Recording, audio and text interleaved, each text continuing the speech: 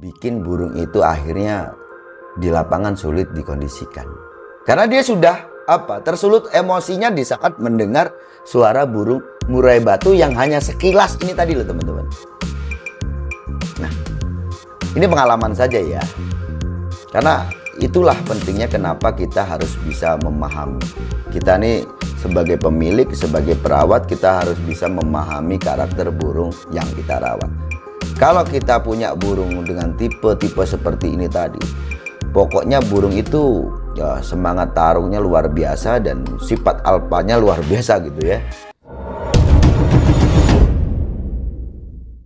Assalamualaikum warahmatullahi wabarakatuh. Halo teman-teman, jumpa lagi di Umpama Kicau, channel yang konsisten membahas murai batu dan informasi tentang dunia burung.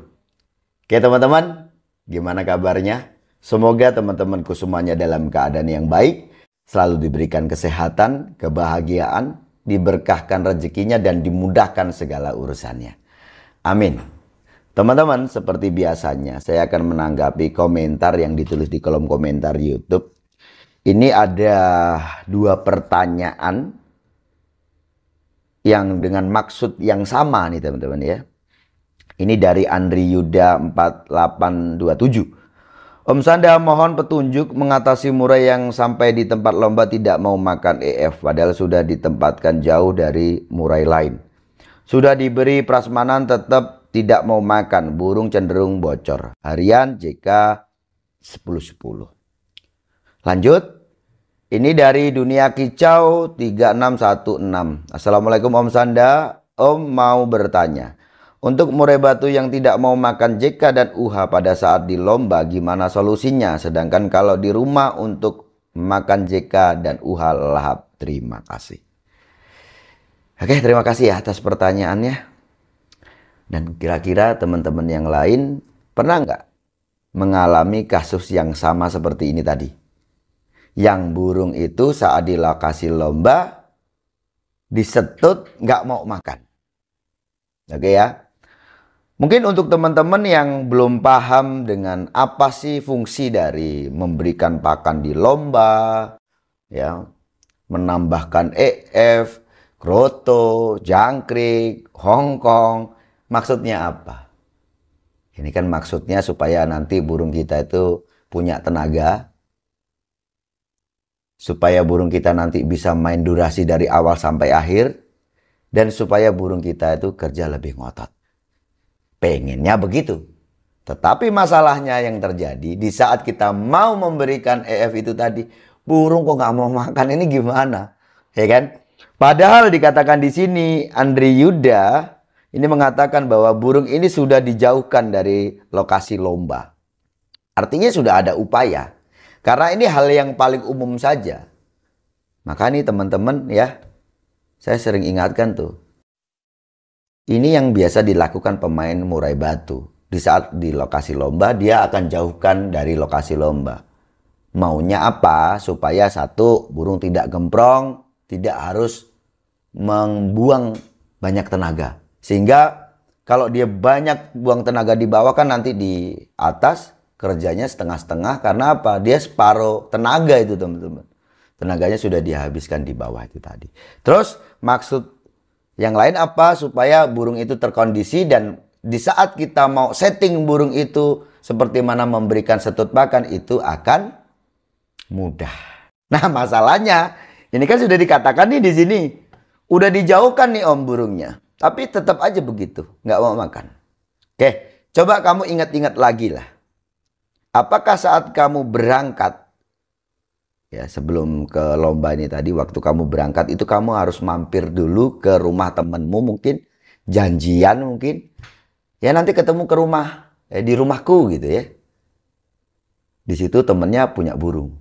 Atau teman-teman berangkat bareng-bareng dalam satu mobil, entah itu mobil pick up atau mobil pribadi gitu ya. Teman-teman bawa beberapa burung murai batu di situ. Nah, ini juga jadi awal gitu ya, yang bikin burung itu akhirnya di lapangan sulit dikondisikan. Karena dia sudah apa? Tersulut emosinya di saat mendengar suara burung murai batu yang hanya sekilas ini tadi loh teman-teman. Nah, ini pengalaman saja ya. Karena itulah pentingnya kenapa kita harus bisa memahami. Kita nih sebagai pemilik, sebagai perawat, kita harus bisa memahami karakter burung yang kita rawat.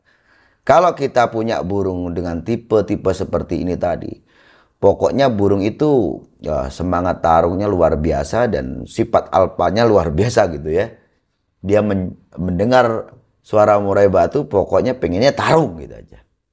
Sangat sensitif. Apalagi kan burung yang kita siapkan itu teman-teman ya. Logikanya kan burung memang dalam keadaan on fire.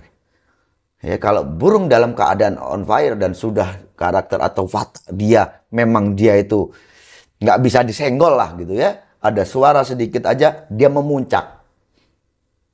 Ya kalau kita memang punya burung seperti ini, ya kita harus ada upaya-upaya yang maksudnya adalah supaya satu, burung itu tetap terkondisi. Dua, burung itu ya upaya-upaya untuk menjaga tenaga dan juga untuk meng-up seperti mana setut lomba ini tadi. Ini mudah. Gimana nih caranya? Gitu ya. Ini pengalaman saya teman-teman. Kalau saya punya burung-burung seperti itu. Ada di beberapa burung saya dulu. Bahkan sekarang ini juga begitu sebenarnya. Burung waktu mau dilombakan itu kan jelas ada settingan lomba ya. Yang fungsinya supaya burung itu on.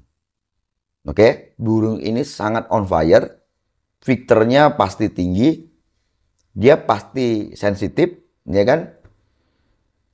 Saat mau berangkat ke lomba itu, saya nggak mungkin tuh mampir-mampir kemana gitu ya, ke tempat teman-teman gitu. Saya kalau udah janjian, udah nanti ketemu aja di lapangan.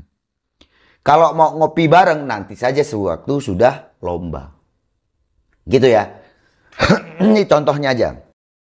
Ini di rumah saya, terus saya ada burung juga di kantor. Di saat saya mau berangkat ke lomba, saya bawa supersonik gitu ya. Terus ada yang ketinggalan di kantor ya. Atau anak-anak yang mau ngikut lomba saya pasti akan suruh ke rumah, nggak di kantor.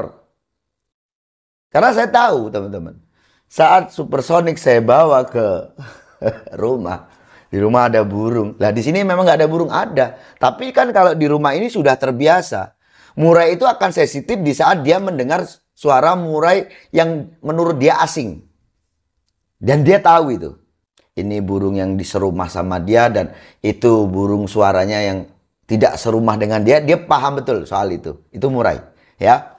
Saat saya bawa kok saya mampir. Udah itu nanti bocor dari awal ya, dari rumah dari kantor itu sampai nanti ya kalau lokasi lombanya di SMM di Surabaya ya jelas saja di Surabaya sana kan ya.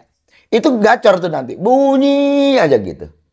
Itu loh segitunya murai batu. Tapi kalau seumpama tidak saya ampirkan ke kantor dulu, nggak mampir kemana-mana dulu lah, ya pasti burung itu terkondisi, burung itu diem aja. SS itu kalau udah bisa enak dikondisikan gitu teman-teman ya. Itu tuh diam dia tuh. Di dalam mobil ketek aja enggak dia. Tapi kalau sudah mendengar suara burung, wah langsung dia on. Maka kalau mau berangkat terus ada teman gitu ya. Mungkin si Ketut atau Pak Dwi atau siapa yang ayo kita berangkat bareng atau kita ketemu di mana. Saya udah ketemu aja nanti di lapangan. Terus kita kalau mau ngobrol-ngobrol lebih lanjut lagi nanti setelah burung dilombakan. Itu ya. Coba nanti Om lebih diupayakan lagi ya untuk burungnya. Nah, itu kan cara mensiasati ya supaya burung kita tetap mau makan EF di lokasi lomba. Satu, jauhkan dari lokasi lomba ya. Kalau itu sudah kamu lakukan, ada lagi caranya yaitu jangan kamu dengarkan entah itu bukan di lokasi lomba ya, tetapi waktu mau berangkat nih loh ya, kamu janganlah ya mampir-mampir ke tempat temenmu atau kemana gitu, atau ke kios burung yang kamu mau beli apa dulu gitu ya.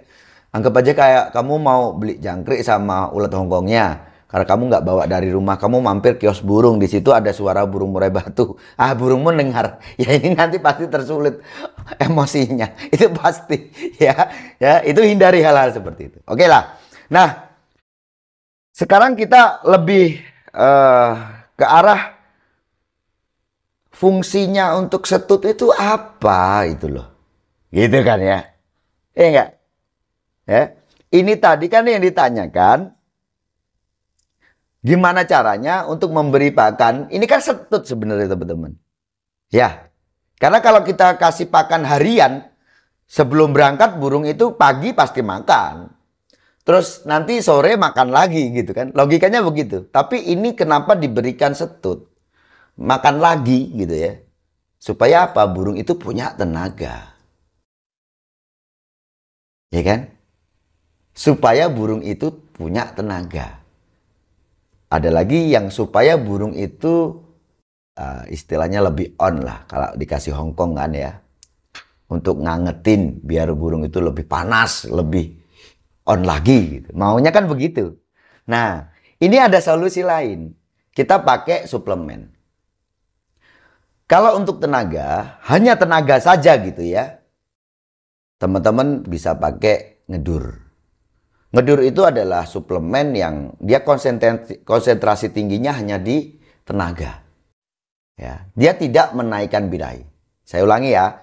Ngedur itu suplemen yang konsentrasi tingginya di tenaga. Dia tidak menaikkan birahi. Manfaatnya apa? Untuk memelihara stamina dan juga untuk menambah tenaga. Itu ngedur. Nah, kalau teman-teman pengennya burungnya tetap on atau lebih on gitu ya. Burung itu nanti harapannya bisa kerjanya tetap ngotot. Burung sensitif.